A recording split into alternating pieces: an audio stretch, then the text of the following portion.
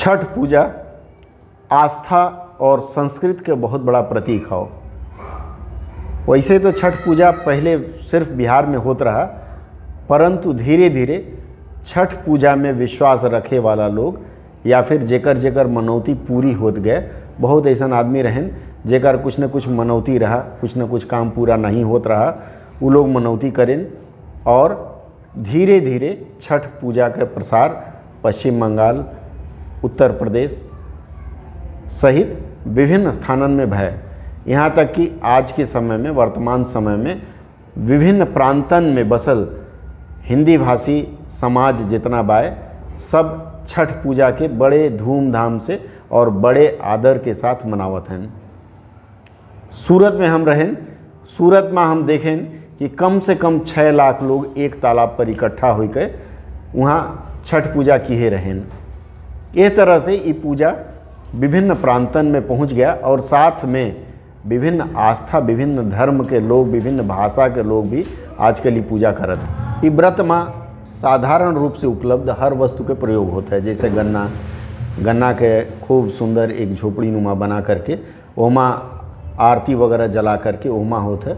फिर आदमी नहाते हैं नदी के जल में, नहाए के बाद डूबते सूरज के अर्घ दिया जाता है और फिर अगले दिन सुबह 4 बजे से पहले ही सब लोग आए ही हैं और आए करके फिर आपन स्थान ग्रहण करिए और स्थान ग्रहण कर।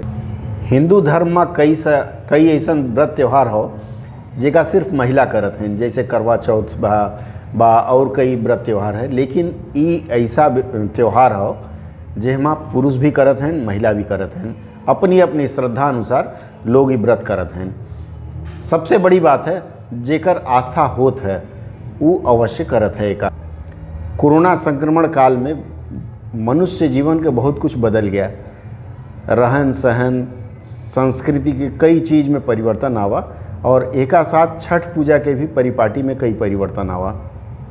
सोशल डिस्टेंसिंग के नाम पे या फिर भीड़ न इकट्ठा हो एक जगह, एकरे बदे कई जगह कई प्रकार के उपाय किया गए।